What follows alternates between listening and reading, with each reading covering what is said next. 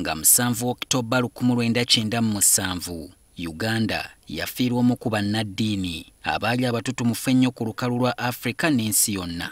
Misaeri Kauma nga ye yali omulabirizi w'e Namirembe owookusatu. Okuviira ddala ku njiri gye yabuuliranga okutuuka ku mbeera ze, Kawuma yalinga musajja wa mirembe era omwagazi w'abantu. N'olwekyo neesiga nti okuluŋŋamya kwammwe kujja kuluŋŋamya okulembera kwange kubeera okulembera okunayongera emirembe wakati waffe n'ogenda mu kkanisa n'ogenda mu maaso g'ekkanisa. Talyerabirwa olw'okwenyigira mu kaweefube w'okulwanyisa endwadde ya mukenenya eyali efunze ekyonga era nga yalabwako nnyo n'abantu abaalinanga obulwadde buno mu kugezaako okugema ekyokubasosola. Oyinza okulowooza nti Kawuma we yafiira bannayuganda tebaali bamativu kubanga yali akyali wa mugaso nnyo eri eggwanga. Osanga kino kye kiviirako abantu be wamu n'ekkanisa ya Uganda okumujjukiranga buli mwaka era nga n'olwaleero wabaddewo okusinza okw'enjawulo okw'okujjukira ebirungi bye yakola ku lutikko e Namirembe. Kuno nga kwetabiddwamu okusinga baŋŋanda kuyambyeko ne famire okukitegeera nti oluvannyuma lw'emyaka 20 bukya Kawuma afa tewabaddewo kitabo kya nkalakkalira kiyinza kunnyonnyola bimukwatako singa oli aba abyetaaze. Abooluganda abamu basazeewo okutandika okuwandiika ekitabo kino nga n'ensimbi ezinaavaamu za kuyambako okutwala mu maaso emirimu omugenzi gye yali atandise.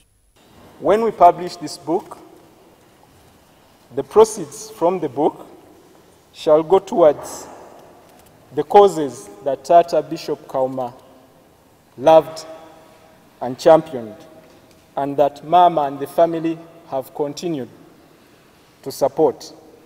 Akagiri gye watali nnyo bitongole byogera ku mulabirizi Kawuma obubaka bwe beetaaga bakubukuŋŋaanya mu bantu be bennyini.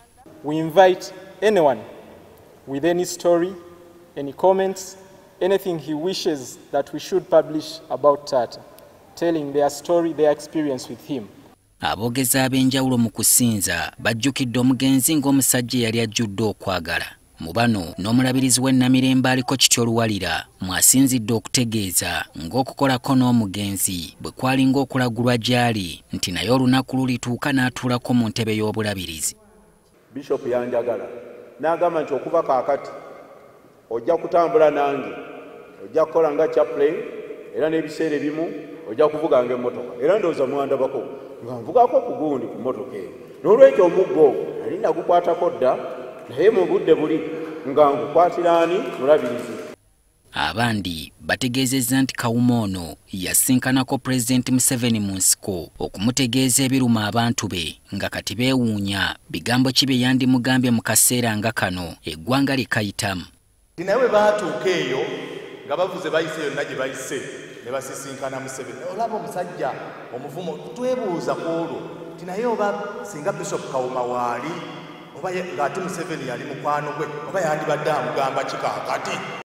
Bishop Kawuma nga yafiira ku myaka 68 akyajjukirwa olw'okuba ekyokulabirako eri abafumbo okulaakulanya kkanisa nga n'obwakabaka bwa Buganda nabwo bumwogerako birungi olw'okubulwaniriranga. Solomon Kawesa, NTV ku ssaawa emu. Sagala ntambule, wenjonga ndimwe.